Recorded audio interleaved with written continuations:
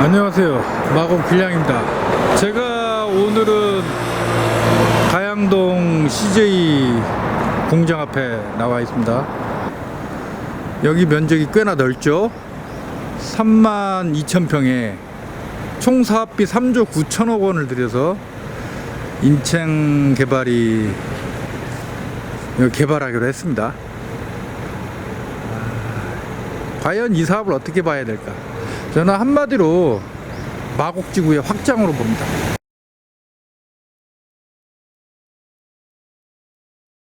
겨우 지식산업센터나 들어선다, 뭐 이런 식으로 비판 내지 우려하는 글이 많아요. 아니 여러분, 서울 시내에 여러 개발 사업이 있는데 그 가운데서 이 CJ 공장 부지 개발보다 사업비 규모 더 큰 거 한번 찾아보세요. 없어요. 수색역세권, 수서역세권, 창동역세권, 광운대역세권, 서초동의 롯데칠성부지, 정보사부지, 이런 계획 한번 쭉 찾아보세요. 3조 원대 규모 사업 없어요. 현재 마곡지구에 이미 벌어진 사업, 예를 들어 LG 사이언스 파크 뭐 건설에서 입주한 거 이런 거 빼놓고 현재 계획이 확정돼서 곧 진행될 사업, 여기 CJ 공장부지 사업비 3조 9천억이죠. 롯데마이스 그거 사업비 3조 3천억이죠. 원웨스트 거기는 사업비 규모를 알 수 없는데 어느 언론 보니까 통매각시 2조 원을 크게 웃돌 걸로 예상을 하더라고요. 그러면 사업비 2조 원 잡으면 현재 마곡에서 개발이 확정돼서 곧 진행할 사업의 규모만 9조 2천억 원이에요. 제가 아는 한 수도권에서 벌어지는 사업 가운데 현재 마곡에서 벌어지고 있는 이 3개 프로젝트, 3개 개발 사업보다 규모 큰 건 잠실밖에 없어요. 정확히 말하면 영동대로 통합개발, GBC, 그리고 잠실 종합운동장 개발, 요 3개를 합치면 사업 규모가 한 18조 되는 것 같더라고요. 18조, 19조. 자, 이 정도로 마곡에서 벌어지고 있는 사업 규모가 어마어마한데 우리 강서방에서는 아주 뭐 걱정하는 마음은 알겠지만, 그러니까 심사숙고하자, 신중하자 이런 기분이겠지만 왜 이렇게 자학하는 식의 비판이 많은지 저는 도저히 이해가 안 가요. 아니 다른 지역에서 하다못해 몇천 평짜리 대형마트 하나만 들어와도 호재라고 그렇게 호들갑을 떠는데 왜 그런지 모르겠습니다. 또 하나 나오는 비판이 뭐 이거죠? 겨우 지식산업센터. 여러분 카카오 맵에서 성수동 지식산업센터라고 딱 쳐보세요. 그러면 서울숲역이 딱 나옵니다. 거기에 지식산업센터 꽤나 유명합니다. 성수동 지식산업센터. 거기에 서울 아크로포레스트 등 아주 비싼 주상복합 있잖아요. 지식산업센터를 뭐 본질은 아파트형 공장이라고 합시다. 그러나 그런 것도 어디에 위치하느냐에 따라서 달라지는 거죠. 안 그래요? 여기 CJ 공장 부지는 마곡지구하고 바로 붙어 있는 곳이잖아요. 인천개발이나 현대건설이 무슨 빌라 한 20-30채 지어서 판 다음에 약간의 이익 남기면 좋아하는 뭐 동네 빌라 건축업자예요? 국내 굴지의 디벨로퍼고 국내 굴지의 건설사잖아요. 이런 업체들이 여기 CJ 공장 부지를 그 비싼 가격에 사서 당장에 이익 보고 떠날 거였다면 주거용 위주로 개발했겠죠. 이거 마곡 주변에 요즘 신축 강세 분위기인데 마곡 주변에 바로 붙어서 신축 아파트 들어서면 얼마나 잘 팔렸겠어요. 근데 주거 기능은 거의 배제하고 철저하게 업무단지로 개발하잖아요. 이건 인천개발이나 현대건설 입장에서 봤을 때, 장기적으로 봤을 때 그렇게 개발하는 게 훨씬 더 이익이라고 생각한 탓이 아닐까요? 마곡에 입주하려고 하는 기업들이 계속 있는 걸로 알고 있거든요. 따라서 그런 기업들이라면 마곡지구와 바로 붙어있는 이 CJ 공장 부지에 세워진 업무단지에 관심을 가질 거라고 인창개발이나 현대건설이 보는 거 아니겠어요? 물론 대기업이라고 해서 항상 계산이 맞는다는 보장이 없고, 대기업이라고 해서 실패하지 않는 건 아닙니다. 대기업도 실패합니다. 그러나 제가 봤을 때는 그들 입장에서는 현재 이러한 개발 계획이 최선의 선택이라고 해서 가장 좋은 거라고 생각해서 선택하지 않았겠어요? 애초에 인창개발이 얘기한 건 삼성동 코엑스처럼 업무, 상업, 문화 뭐 이런 것들이 종합적으로 어울린 복합 개발을 하겠다. 즉 코엑스 얘기를 든 건 일종의 비유였지 실제로 구체적인 그 사업 계획이라고 볼 수가 있나요? 우리나라 도시계획심의위원회가 마이스 같은 시설을 갖다가 누가 짓겠다고 해서 그냥 바로바로 심의해서 허가 내줄까요? 안 그럴 것 같은데. 롯데마이스가 바로 옆에 있는데 이 자리에도 어떻게 똑같은 마이스를 또 지어요, 여기다가. 저는 가양동, 등촌동 지역의 미래 발전 방향은 두 가지가 결정한다고 봅니다. 하나는 중공업 지역을 어떻게 처리하느냐, 또 하나는 이 지역에 상당히 많은 소형 평수 아파트들 재건축 또는 리모델링 가능하느냐. 먼저 중공업 지역을 보겠습니다. 중공업 지역이란 쉽게 말하면 옛날 구로공단, 가리봉공단 이렇게 생각하시면 돼요. 다 이제 경공업 지역이죠. 비교적 규모가 큰 자동차 정비 공장 이런 것도 다 준공업 지역입니다.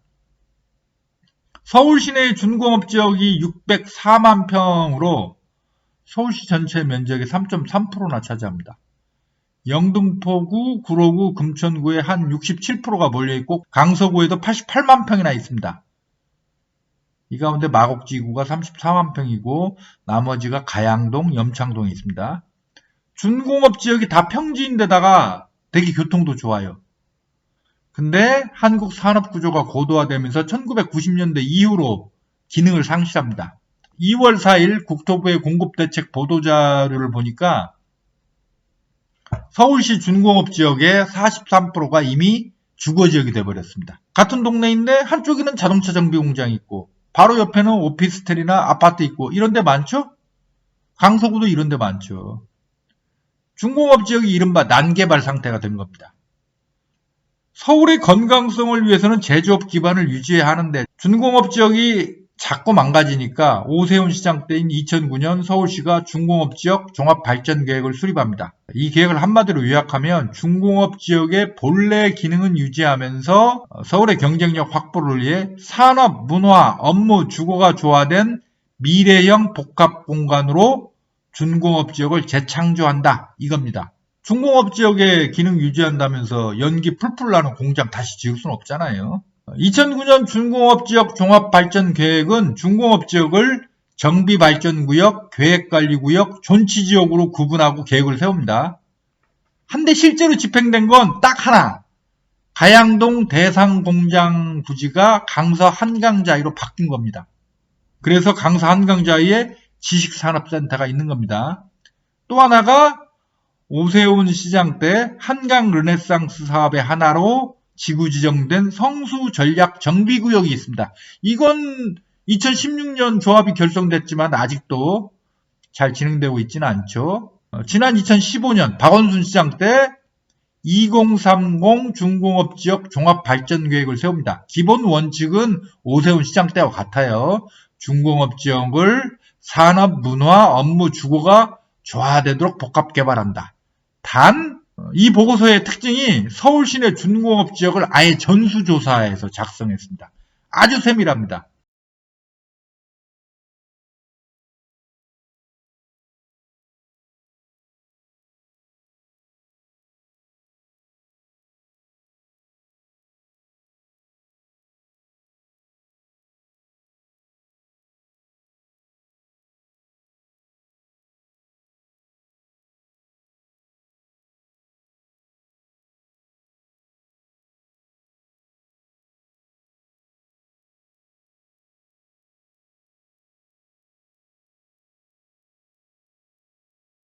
부지 1만 제곱미터 이상, 역세권 500m 이내, 20m 이상 도로 연접, 뭐 이런 조건이죠. CJ 공장 부지가 딱 이 요건에 받는 것 같은데요. 물론 저는 서울시 도시계획심의위원회에서 CJ 공장 부지를 전략 거점으로 육성하기 위해 개발을 승인한 것인지 아닌지는 모르겠지만 아무튼 CJ 공장은 의미가 충분한 것 같습니다. 한데 이 강서구 준공업 지역에는 좀 문제가 있습니다. 일단 염창동 쪼구 준공업 지역, 특히 여의도에 가까운 준공업 지역은 이미 52%가 주거지역이 돼버렸습니다. 더군다나 염창동 지역은 CJ 공장터나 대상 공장터처럼 덩치가 큰 땅이 없죠. 그래서 2030 서울생활권 계획에서도 염창생활권 준공업 지역은 용도 폐지를 위해 입안 중이나 아직 미진 이렇게 써 있습니다.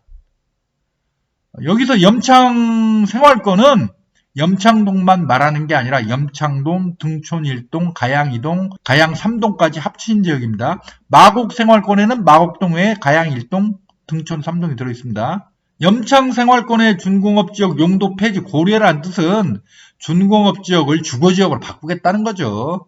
이미 기능을 너무 상실해서 재생하기 힘드니까. 결국 남는 게 가양 1동, 등촌 3동, 마곡생활권. 아니 정확히 말하면 양천 향교역에서 가양역까지 양천로 주변이 죄다 준공업지역이거든요. 이곳의 준공업지역은 전략 재생형으로 개발 여지가 있다고 봐야 하는 거죠. 저는 개인적으로 그렇게 봅니다.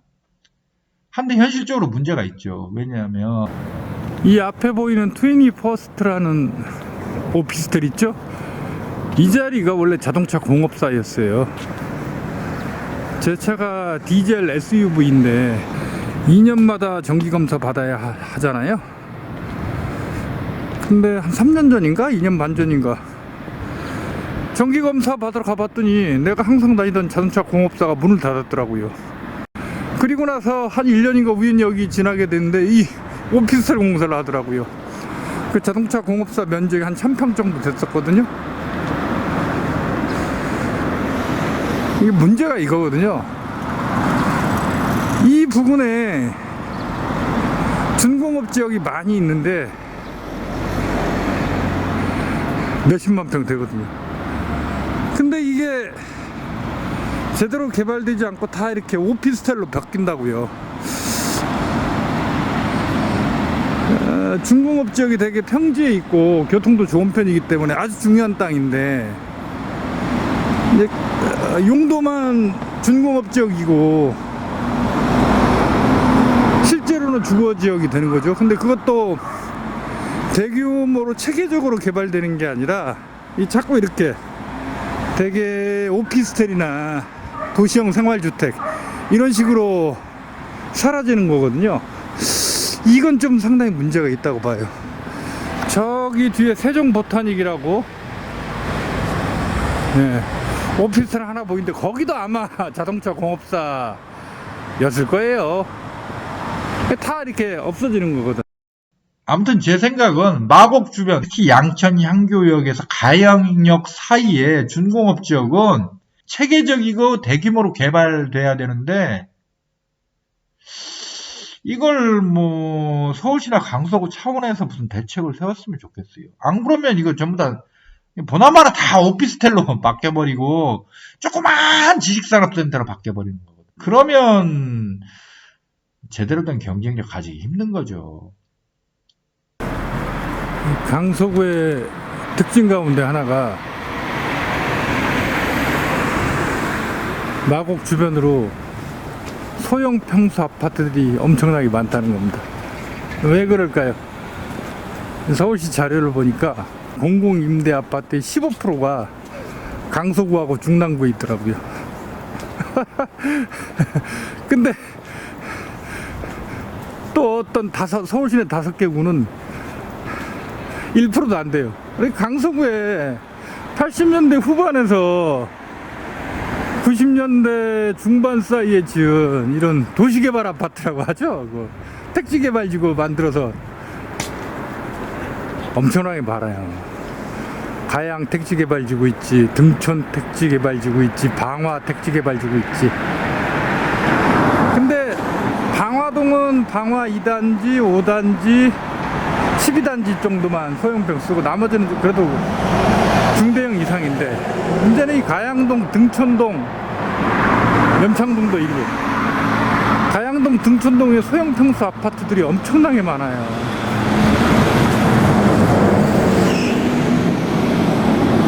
이 소형평수 아파트 가운데 일부는 이제 완전히 이른바 영구임대 아파트예요. 거래가 불가능하고 LH공사가 임대만 하는 아파트 있고, 또 일부는 이제 민간에게 분양돼 가지고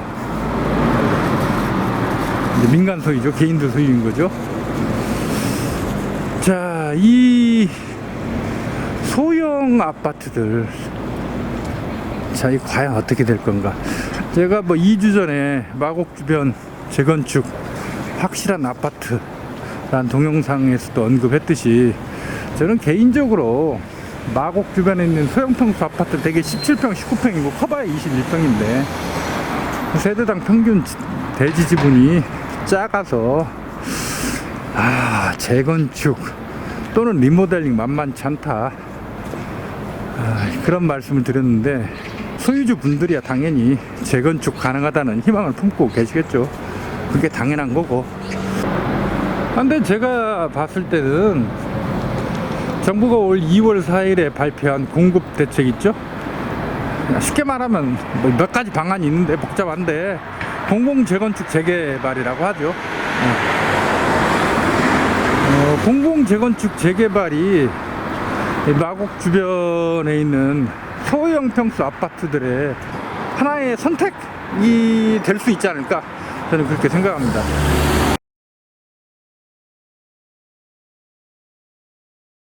(2월 4일) 정부의 3080 주택 공급 대책의 핵심은 딱 두 가지입니다. 패스트 트랙, 또 하나가 용적률 상향. 사업 방식도 여러 개 나오는데 중요한 건 딱 두 가지예요. 도심 공공주택 복합사업, 공공 직접 시행 정비사업.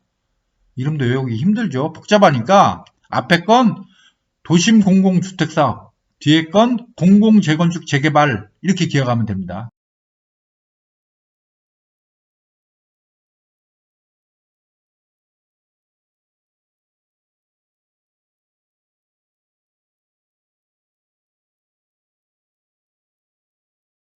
먼저 패스트 트랙.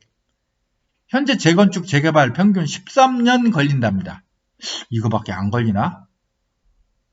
강남 음마아파트 조합 설립은커녕 추진위 단계로 거의 20년째인데, 하기는 저 긴등마을 재건축한 마곡 힐스테이트도 한 13년 걸린 것 같습니다. 아무튼 간에 기존 13년 걸리던 재건축 재개발을 어떻게 5년으로 줄일 수 있나? 기존 재건축 재개발이 시간이 오래 걸리는 건 조합 설립, 사업 시행인가 관리 처분의 단계를 거치기 때문입니다. 조사관이라고 외우세요. 그리고 각 단계마다 조합 총회를 해야 되는데, 이 과정에서 일단 정족수 채우는 것도 만만치 않고, 조합마다 파벌이 다 형성되죠. 이해관계에 따라 서로 치고받고 엄청나게 싸운다고요. 소송도 많이 걸리고 한없이 늘어지는 거죠. 또 행정관청은 나중에 뒷말 나오면 골치 아프잖아요. 특히 지자체장 같은 경우는 요즘 선거하는데 정족들에게 공격당할 빌미도 되고, 그래서 행정관청이 인허가 과정에서 한없이 시간이 늘어나요. 한데 도심 공공주택사업은 조합 설립이 필요 없습니다. 토지 등 소유자, 민간기업, 지자체 등이 국토부나 지자체 등에 사업 제안을 하고, 그게 타당하다고 인정되면 예정지구로 지정합니다. 예정지구로 지정된 지 1년 이내에 토지 등 소유자 3분의 2 이상, 면적은 2분의 1 이상의 동의를 받으면 지구 지정이 되는 거고, 그 다음 민간 시공사 선정하고 건물 짓습니다. 조합 설립, 사업 시행인가, 관리 처분이 없기 때문에 사업 기간이 빠른 거죠. 공공재건축 재개발은 기존 정비구역으로 지정된 곳에서 주민들이 결의해서 LH, SH공사에게 땅을 넘기는 거죠.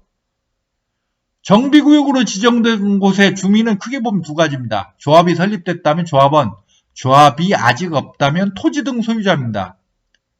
이것도 복잡하죠? 그냥 주민들이라고 외우세요.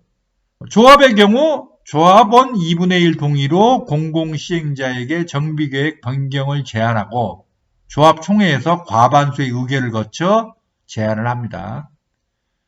그러면 LHSH공사는 정비계획을 바꾸죠. 왜냐하면 기존 민간 주도의 재건축 재개발을 할 때는 조합원들이 아파트 몇 층으로 몇 세대 짓겠다 이런 계획을 세웠죠. 이제 공공재건축 재개발을 하게 되니까 층수도 세대수도 달라질 거 아니에요. 그러니까 정비계획을 바꾸는 거죠. 정비계획이 변경되면 다시 조합원 3분의 2, 면적 2분의 1의 동의를 받아야 합니다. 당연히 동의를 미달이면 정비계획 변경은 취소되는 거고, 그 다음부터는 일사천리예요. 왜? LHSH공사가 땅을 확보했기 때문에 이제부터는 신도시 개발과 똑같은 거죠. 신도시 개발하면 되게 그린벨트 딱 푼 다음에 토지 수용하고 보상하고 개발계획 세워서 집 짓고 분양하죠? 단 신도시 개발과 공공재건축 재개발의 차이는 제가 볼 때는 신도시 개발은 토지를 정부가 강제로 수용합니다. 한데 공공재건축 재개발은 주민들이 스스로 원해서 LHSH공사에게 땅을 맡기는 겁니다. 위탁하는 거죠. 조합총회 사업시행인가 관리처분이 필요 없으니까 역시 빠를 수밖에 없는 거죠.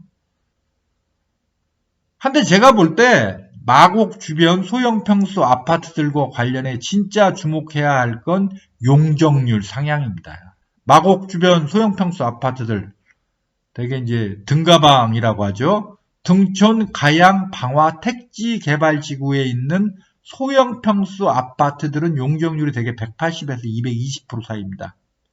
제가 정밀하게 계산을 해보지 않았지만 이런 아파트들 만약 재건축하려면 용적률 최소한 한 350%, 거의 400% 가까이 받아야 재건축 가능할 것 같습니다.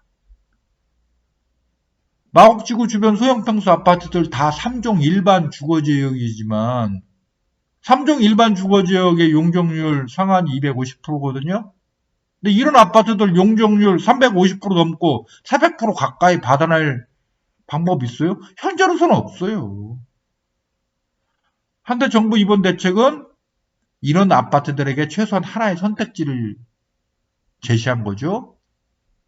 물론 도심 공공주택 사업은 3년 한시로 시행하는 거고 공공재건축 재개발은 정비구역으로 지정된 곳만 해당합니다. 현재 등가방 지역의 소형평수 아파트들은 여기 해당되는 데가 없죠. 단 레퍼런스가 될 수 있다는 거죠. 즉 하나의 선례가 만들어지기 때문에 나중에 정권이 바뀌더라도 마곡 주변 소형평수 아파트들에게 하나의 기대해볼 수 있을 만한 선택지가 생기는 거죠. 먼저 도심 공공주택 사업은 역세권, 중공업지역, 저층 주거지역 세 가지로 나뉩니다.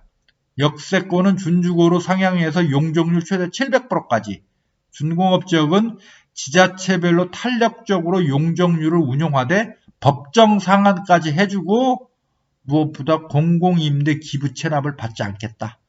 이겁니다. 저층 노후지역은 기존보다 한 단계 1로 종상해 해줍니다. 따라서 기존 주거지역 종별에 따라 다르지만 300에서 500% 사이로 용적률 올려주겠다는 거죠. 공공재건축 재개발의 경우 용도지역 한 단계 종상향 또는 법적 상한 용적률에 120% 상향 적용을 합니다. 예를 들어 기존의 2종이라면 한 종 상향하면 3종이 되죠? 그러면 200%에서 300%로 늘어나고 기존 3종이라면 법정 상한 120%를 적용해서 기존 용적률 250%에서 360%로 늘어나는 겁니다.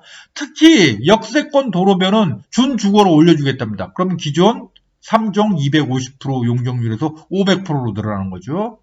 준주거는 법정 상한을 기존 400%에서 500%로 올리겠다는 거죠.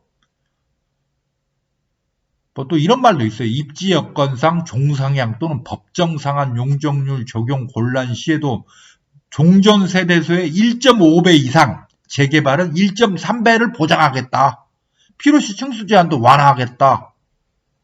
한데 이러면 소형평이 너무 많아질 수 있거든요. 그래서 전체 세대수의 80%를 59제곱미터 이상, 25평 이상으로 계획한다는 거죠. 마곡 주변 소형 평수 아파트들 다 3종 일반 주거지역입니다. 만약 공공재건축 재개발로 신청한다면 기존 용적률 250%에서 360%까지 늘려받을 수 있죠. 이런 아파트를 가본데 면적 5,000제곱미터 이상의 지하철역 승강장으로부터 350m 이내라는 조건을 만족하는 역세권 아파트라면 지도상에서 보니까 등촌주공 2단지, 등촌주공 8단지, 가양 9단지, 방화 5단지, 방화 12단지 등이 해당되는데 이런 아파트는 준주거로 상향될 수 있죠. 그러면 기존 250%에서 500%로 용적률 늘려받을 수 있는 거죠. 그리고 만약 도심 공공주택 사업으로 신청한다고 하면 역세권 아파트는 최고 700%까지, 중공업지역 아파트는 법정상한 400%까지 받고 공공임대 기부채납 면제되는 거죠. 쭉 보니까 가양 우성 아파트가 이게 대박이더라고요. 이 아파트가 여기에서 가양역에서 100m 이내 바로 붙어 있잖아요. 준공업지역, 더군다나 연식도 90년씩 완전히 다 해당되네요. 소형 평수 아파트는 아니지만 예를 들어 양천 향교역에서 한 1km 떨어진 곳에 마곡 벽산 아파트가 있습니다. 여기 1999년식입니다. 준공업지역이고 현재 용적률 264%인데 나중에 공공도심주택사업으로 신청한다면 용적률 400% 받고 공공임대 기부채납 면제받으니까 사업성이 있는 거죠. 만약 나중에 공공재건축, 재개발로 신청할 수도 있는 거죠. 한데 이제 비판이 많죠. 용적률 상향해줘봤자 다 공공이익으로 환수해간다 이거죠. 그런가요? 일단 정부가 용적률 상향분 100% 다 가져가는 거 아니잖아요. 제가 뭐 일일이 계산 안 해봤지만 언뜻 봐도 50% 이상은 안 가져가는 것 같은데. 패스트 트랙도 중요하죠. 재건축 재개발 손댔다가 한번 물려본 사람들 다시는 재건축 재개발 쳐다보지도 않습니다. 아니 한남 뉴타운 보세요. 20년 됐지만 아직도 삽도 못 떴어요. 방화 뉴타운 2003년에 구역 지정됐거든요. 현재 제일 빠른 6구역이 이제 사업 시행인가 받고 관리 처분 앞두고 있나? 6구역 앞으로 순조롭게 진행돼도 아마 2025년이나 2026년 정도 입주할 것 같은데 그러면 구역 지정되고 23년 만에 입주하는 겁니다. 그러니까 애가 초등학생 때 방화 뉴타운 6구역 조합원 됐다면 애가 다 커서 성인 돼서 결혼하고 손주 볼 때쯤 내 집 갖게 되는 거죠. 아무튼 제 개인 생각에 마곡 주변 소형 평수 아파트들은 2월 4일 발표한 정부 정책에 거의 해당되지는 않지만 가양 우성 아파트만 해당되는 것 같네. 미래에는 하나의 레퍼런스가 돼서 기대해볼 선택지가 생겼다. 제가 볼 때 출구는 결국 이겁니다. 제가 2주 전에 마곡 지구 주변 재건축 확실한 아파트들이라는 동영상을 올렸지만 제가 거기에서도 말씀드렸지만 마곡지구 주변에 방화 3익3한 개화아파트, 대하동신, 한강타운, 대림경돈, 등촌, 동성, 그다음 중앙하이츠 이런 대형 평수 아파트들은 다 세대당 평균 지분이 15평 넘기 때문에 다운사이징을 해서라도 재건축 확실해요. 이런 아파트를 다운사이징하면 조합원 분담금 거의 없거나 오히려 환급받을 것 같은데 특히 CJ 공장부지 인창개발이 개발하는 거 그 주변에 있는 대하동신이나 한강타운 같은 경우는 아주 진짜 유망하죠. 워낙 위치가 좋으니까 2월 4일 대책에 대해서 다음에 보수 정권으로 바뀌면 정부에게 용적률 상향되는 만큼 안 뜯기고 재건축 재개발 가능하다고 말하는 분들 꽤나 있더라고요. 과연 그럴까요? 과연 그럴까? 보수 정권일수록 부자만 위한다는 비판 항상 받을 수밖에 없죠. 아니 MB 시절에 고소형 S라인 그 말 유행했잖아요. 근데 용적률 상향만 해주고 공공이익으로 환수하지 않는 조치를 그냥 해준다? 그렇게 하기는 힘들 것 같은데요. 공급을 늘리기 위해서 MB가 했던 것처럼 서울 시내 그린벨트 확 불어서 아파트 지을지는 몰라도 아니 보수 정권이 그렇게 부동산 친화적이라면 왜 이명박 박근혜 정권 동안 집값은 하락했고 그 좋다는 음마 아파트는 그 기간 동안 뭐하고 재건축 못했어요.